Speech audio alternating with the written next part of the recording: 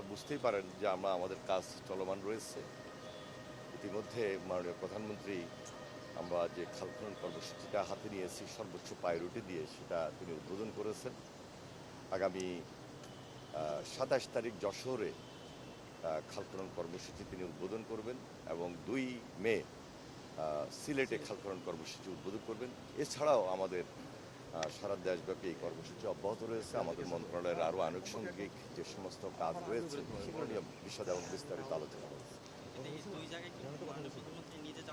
নিজে থাকবেন, আমরা সেখানে সবাই মিলেই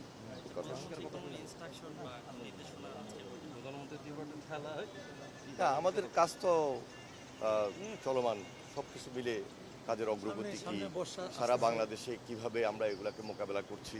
সামনে বর্ষা আসতেছে, অতিপ্লাবন হতে পারে, বন্যা হতে পারে। আগাম আমাদের কি কি কাজগুলো করা দরকার সেই ব্যাপারে আমরা সর্বোচ্চ চিন্তা ভাবনা করে রেখেছি যে ইমিডিয়েট অনেক জায়গায় ইমার্জেন্সি কিছু ওয়ার্ক আমাদের পানি সম্পদ মন্ত্রণালয়ের নদী ভাঙন আছে, সেখানে কাজ করা দরকার, সেগুলোকে আমরা কীভাবে অ্যাডজাস্ট করবো, অ্যাড্রেস করব, সেই সমস্ত ব্যাপারে বিশদ আমরা আলোচনা করে সিদ্ধান্ত নিয়ে রেখেছি।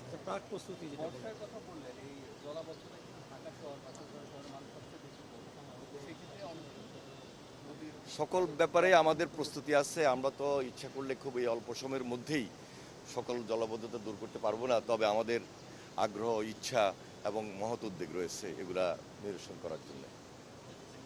ধন্যবাদ।